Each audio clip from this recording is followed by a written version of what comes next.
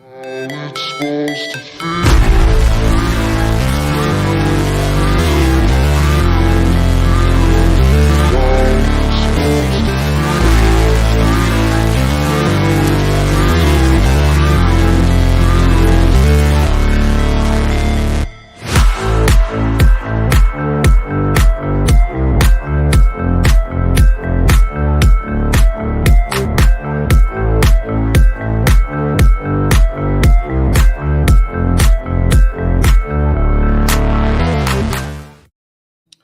Yo, yo, yo. Welcome to the NS9 postgame show on Pittsburgh Baseball Now.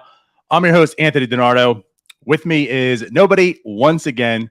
I'm on my own because apparently Jim's going to, I believe, an Avril Lavigne concert because it's 1999 again.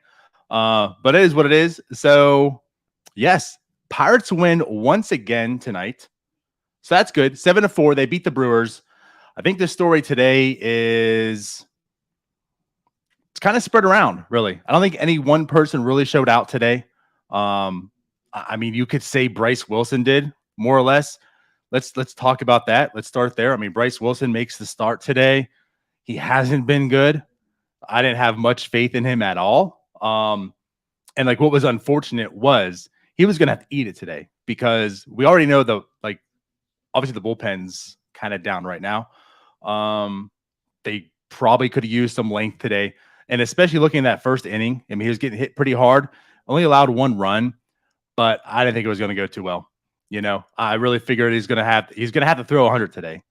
Going to have to last as long as he could, but I wasn't sure if he's going to make it out of the third. I'll put it that way. But he settled down nicely.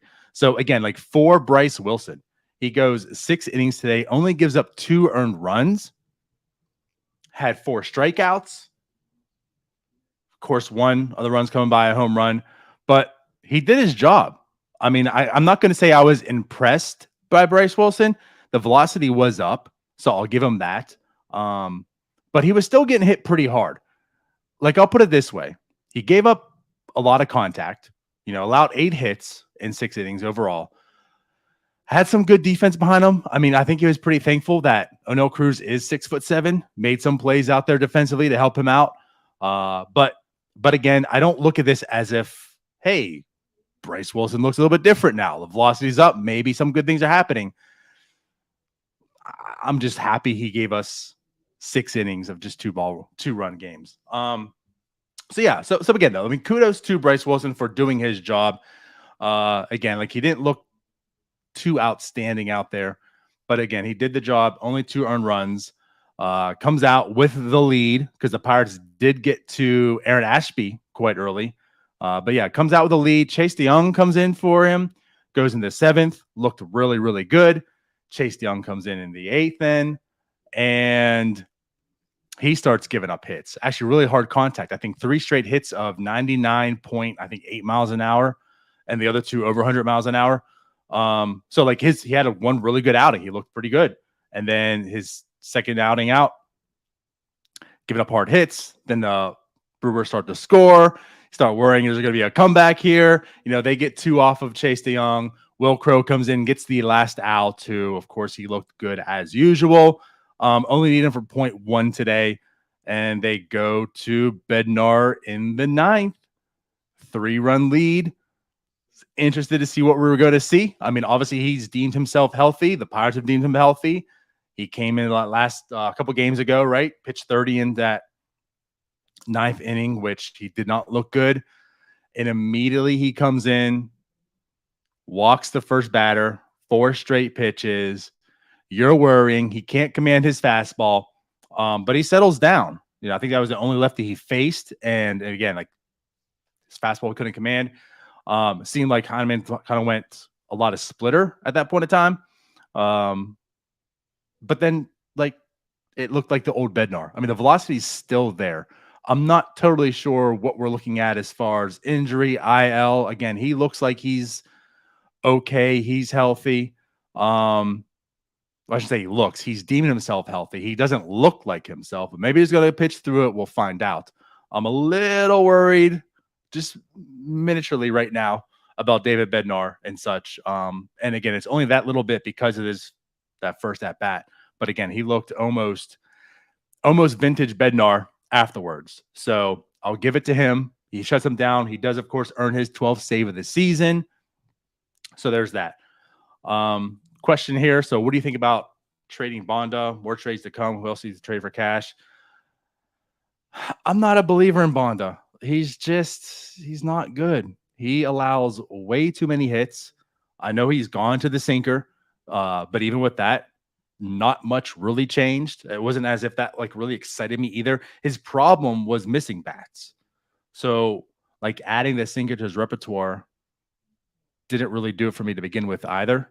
And again, it's Anthony Bonda. He's not much. I really, it's whatever. Like, I'm glad they traded for cash considerations.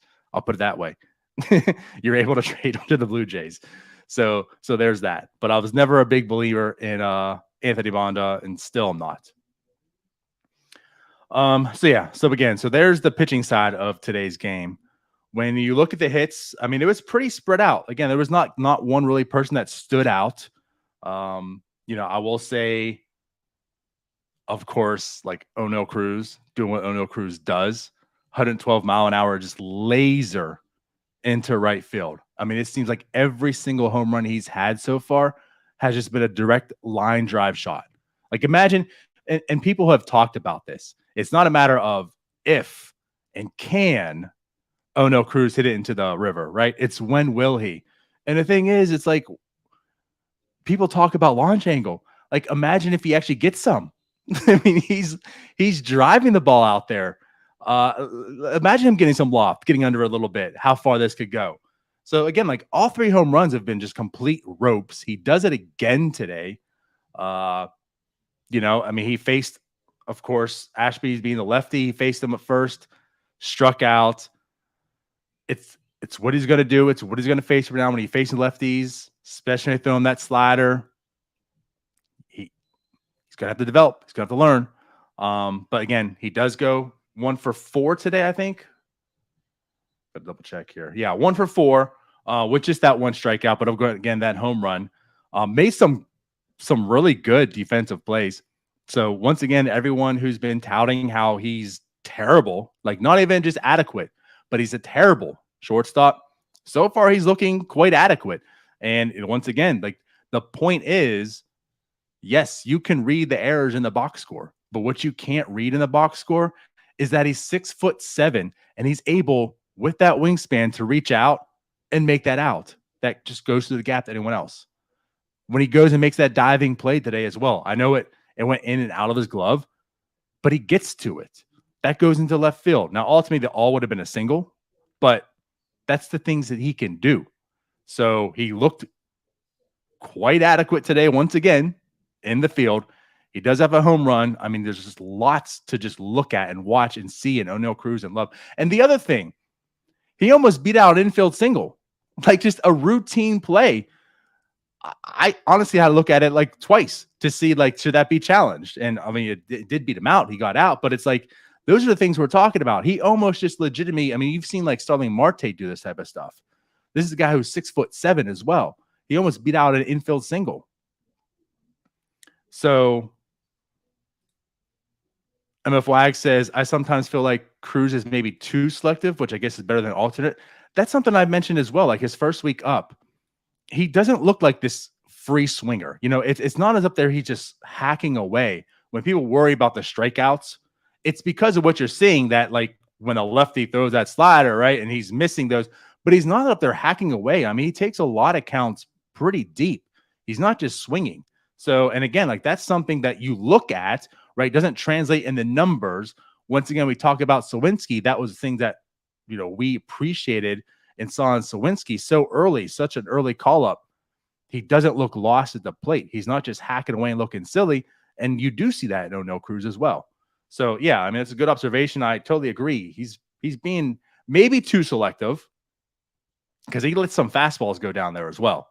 But I would rather see that right now as well than just a rookie coming up and just hacking away. So, yeah, I mean, once again, props to Oneil Cruz. Really good game from him. Diego Castillo, once again, like we joke, he's just not wanting to go down. He's refusing to go down when these, decisions are be made. He hits a ball today. I tweeted over the north side notch. It's not quite what happened. He just missed it. And I think they said in like 29 other ballparks that would have been gone, of course. So, I mean, 2 doubles today. One could have easily been a home run.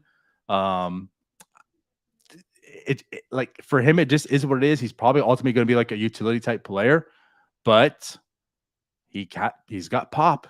He definitely has some pop, and he's showing it. So a big game for him today. 2 for 4 with an RBI on that double. Michael Chavis goes deep again because, of course, all he does is just kill left-handed pitching. So he has a big home run today.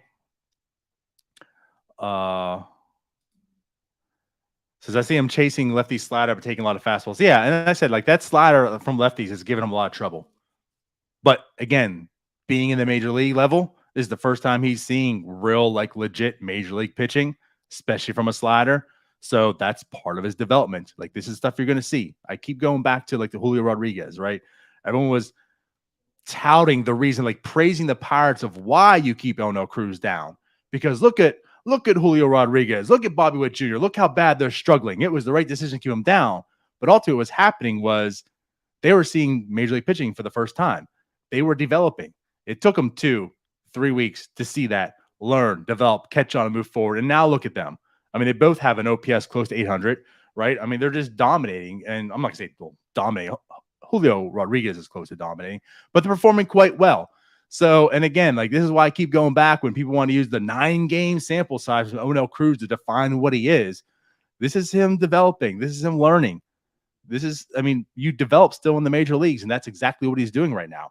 So, and why I also give them kudos, we jokingly said a little bit ago, like if this was Clint Hurdle days, he's probably not facing lefties.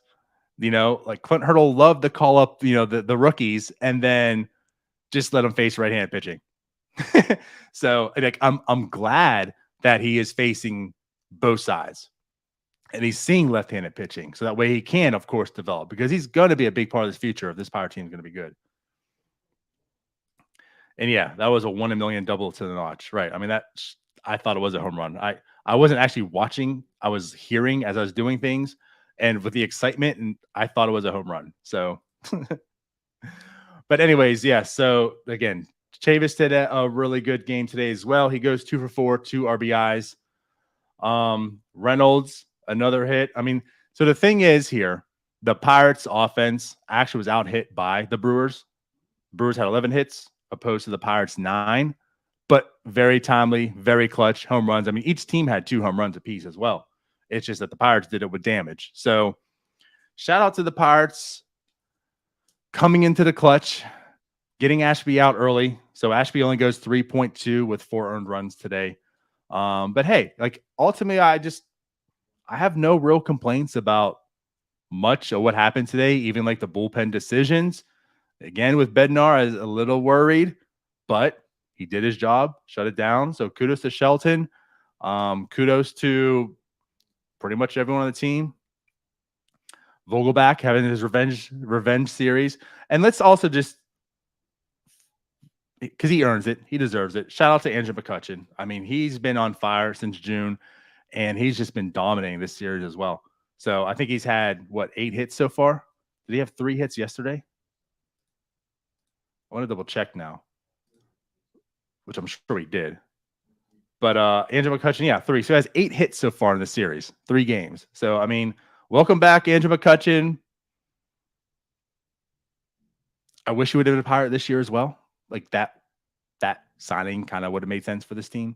Not saying he ultimately had to or wanted to, but it would have been nice to see Andrew McCutchen as a Pirate this year. But yeah, kudos to him coming back in time for the furries, as he tweeted out loves.